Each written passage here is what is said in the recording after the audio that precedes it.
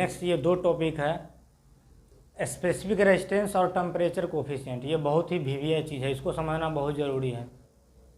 बहुत लोग इसको स्किप कर देता, नहीं बताता है, लेकिन मैं आपको बताऊंगा और समझाऊंगा एग्जाम्पल सहित कि आखिर क्या होता है। तो सबसे पहले देखते हैं स्पेसिफिक रेजिस्टेंस क्या होता है। स्पेसिफिक रेजिस्टेंस क्या होता है, किसी भी मटेरियल में स्पेसिफिक रेजिस्टेंस क्या होता है।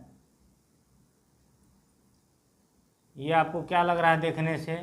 ये देखने से आपको एक घन लगता होगा, घन है ना। घन में क्या होता है?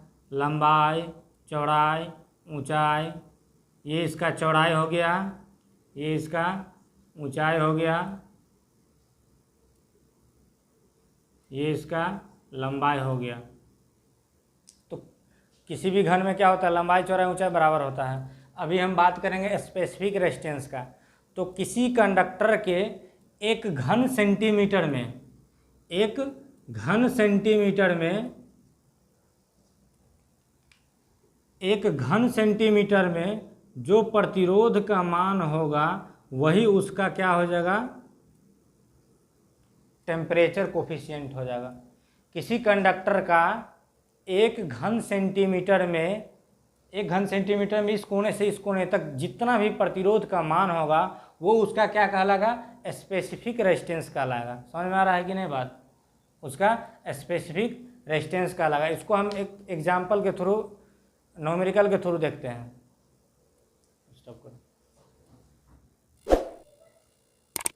ठीक है, तो ये एक एग्जाम्पल है, न्यूमेरिकल है। सवाल क्या कहता है? यदि एक 10 मीटर लंबी यूरिका तार का डायमीटर 0.14 सेंटीमीटर हो और उसका रेजिस्टेंस 2.5 ओम हो, तब उस तत्व का स्पेसिफिक रेजिस्टेंस क्या होता है? स्पेसिफिक रेजिस्टेंस का सिंबल क्या है?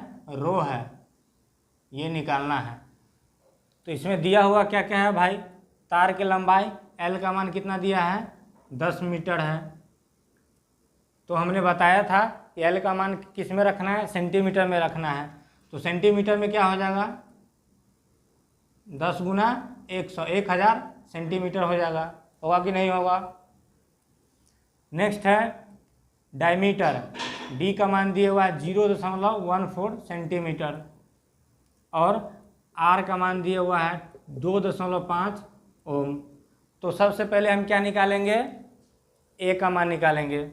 A बराबर क्या होता है? पाई आर स्क्वायर। यही फार्मूला दूसरा क्या होता है? पाई/4 इंटू डी स्क्वायर। होता है कि नहीं होता है? पाई d²/4।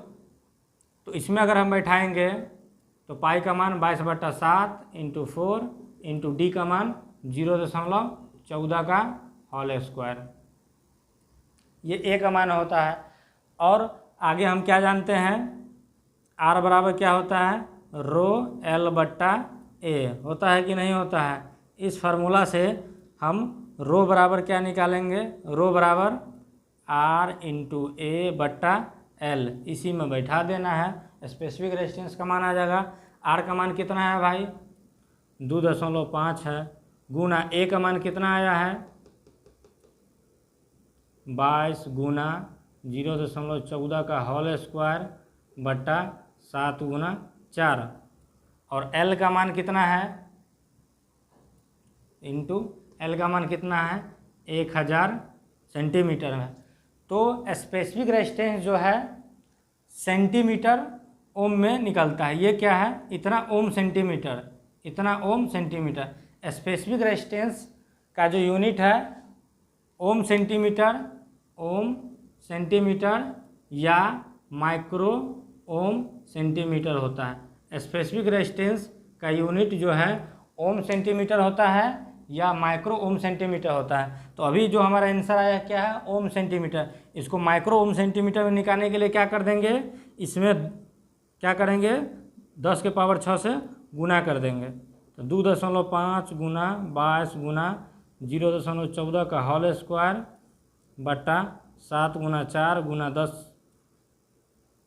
1000। यहाँ पे 10 के पावर 6 से गुना कर देंगे तो क्या चीज़ निकलेगा? माइक्रो ओम सेंटीमीटर में हो जाएगा। इस सब को जब आप काटिएगा तो आपका आंसर आ जाएगा 38 माइक्रो ओम सेंटीमीटर। इसका स्पेसिफिक रेजिस्टेंस हुआ। 38 माइक्रो ओम सेंटीमीटर। समझ में आया। नेक्स्ट देखेंगे टेम्परेचर कोफिशिएंट क्या होता है, रेजिस्टेंस का टेम्परेचर कोफिशिएंट क्या होता है। स्पेसिफिक रेजिस्टेंस में अगर किसी तरह का दिक्कत है तो आप कमेंट कर सकते हैं, मैं बताऊंगा। नेक्स्ट देखते हैं टेम्परेचर कोफिशिएंट क्या होता है। 38.5 माइक्रो ओम सेंटीमीटर होगा। नेक्स्ट जो है टेम्परेचर कोफिशिएंट, उसका मैं ड्राइव इक्वेशन बना लिख लिया हूँ, इसको मैं आप समझाता हूँ आपको कि टेम्परेचर कोफिशिएंट किसको बोलते हैं। टेम्परेचर कोफिशिएंट जैसे स्पेसिफिक रेजिस्टेंस है, टेम्परेचर कोफिशिएंट भी बहुत लोग नहीं बता पाता है, उसको मैं ड्राइव इक्वेशन लिख लिया हूँ, आपको समझा रहा हूँ। मान लिया लॉ ऑफ रेजिस्टेंस में चौथा नियम हमने क्या पढ़ा था, चौथा नियम ये पढ़ा था कि किसी भी चालक का जो प्रतिरोध है वो टेम्परेचर पर डिपेंड करता है, तापमान पर भी निर्भर करता है। अगर तापमान वेरी करेगा तो चालक का प्रतिरोध में भी क्या होगा, अप डाउन होगा। तो मान लिया उस हिसाब से किसी कंडक्टर का 0 डिग्री सेल्सियस तापमान पर रेजिस्टेंस का मान कितना था, R। 0 डिग्री सेल्सियस पर अगर रेजिस्टेंस का मान R 0 ओम है, तब उसी चालक में 1 डिग्री सेल्सियस तापमान जब हम बढ़ाते हैं तब मान लिया कि उसका टेम्परेचर R 0 अल्फ़ा ओम है।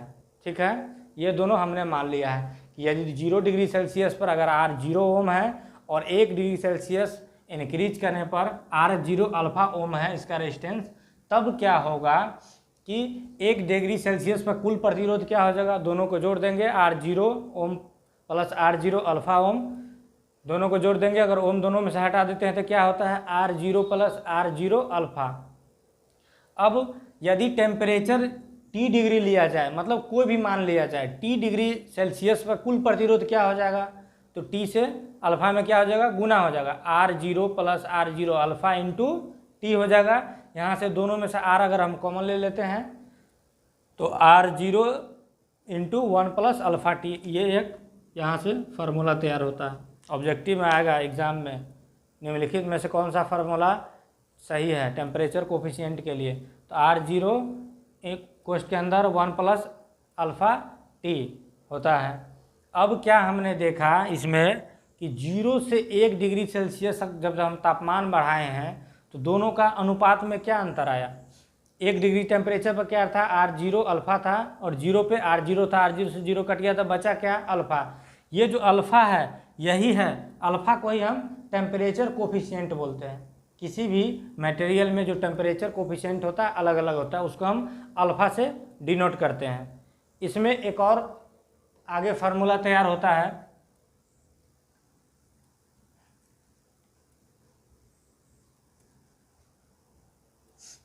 इसमें और फार्मूला तैयार होता है, माना कि टेम्परेचर 1 पर resistance R 0 into alpha 1 plus A T 1 है, इसको समीकरण 1 मान लेते हैं। टेम्परेचर 1 पर R 0 1 plus alpha A T 1 है। इसी प्रकार से R टेम्परेचर 2 पर अगर इसको मानते हैं R 0 1 plus alpha A T 2 मानते हैं, समीकरण 2। अब समीकरण 1 एवं 2 को हल जब हम करते हैं, समीकरण 2 को 1 से भाग देने पर क्या हो जाएगा, R T2 बट्टा R T1 बराबर R 0 1 प्लस A T2 बट्टा R 0 1 प्लस A T1 होगा कि नहीं होगा। अब क्या है, इसमें हम R 0 से R 0 को काट देंगे तो हमारे पास क्या आता है, R T2 बराबर क्या हो जाएगा, R temperature 1 into 1 plus A T2 बट्टा 1 प्लस A T1। इस प्रकार से एक मेन फार्मूला ये भी तैयार होता है। टेम्परेचर कोफिशिएंट का 2 फार्मूला, जो एक ऊपर में बताया था वो, और दूसरा फार्मूला ये तैयार होता है। ये दोनों formula keep in mind, always keep in mind, हमेशा दिमाग में रहना चाहिए, तभी आपको न्यूमेरिकल बन पाएगा। इस पर आधारित एक न्यूमेरिकल बनाकर दिखाते हैं आपको। स्टॉप। तो ये सवाल है एक कॉपर का चौक है, एक कॉपर च्वाल का चौक का प्रतिरोध है 20 डिग्री सेल्सियस पर 54.3 ओम है।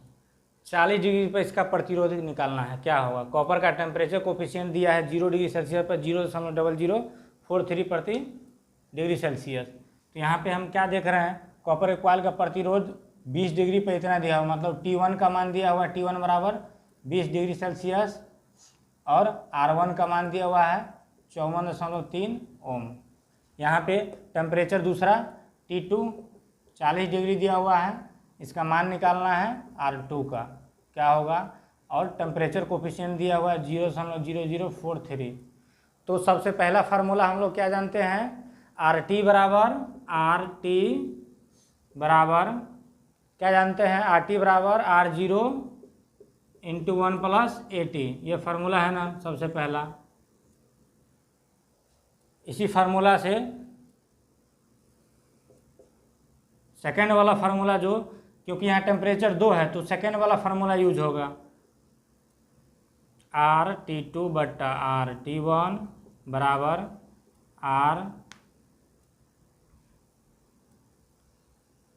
R0 इंटू 1 प्लस AT2 बट्टा R0, ये तो कट गया था, सीधे लिखेंगे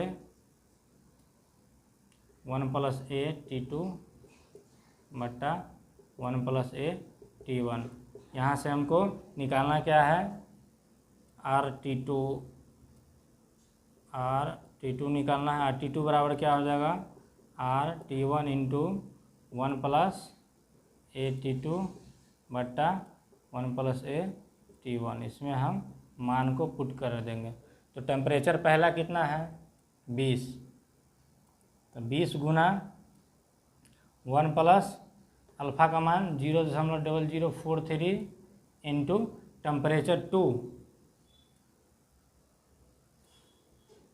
2 कितना है 40 है, बट्टा 1 प्लस अल्फ़ा का मान है 0.0043 इंटू टेम्परेचर 1 कितना है 20 है।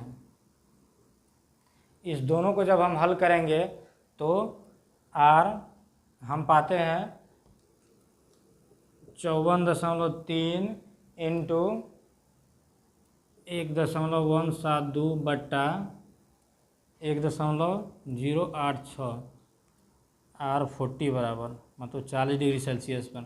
इसको जब हम हल करेंगे तो आंसर आता है 58.6 ओम, ये इसका आंसर आता है। इस प्रकार से बहुत सारा न्यूमेरिकल आपको किताब में दिया होगा, या जो डिस्क्रिप्शन बॉक्स में ग्रुप का लिंक दिया हुआ है वहाँ भी हम ऑब्जेक्टिव डाल रहे हैं, आप लोग बनाइए। किसी तरह का दिक्कत होगा तो पूछ सकते हैं। तो आज के लिए इतना ही, मिलते हैं फिर नेक्स्ट वीडियो में।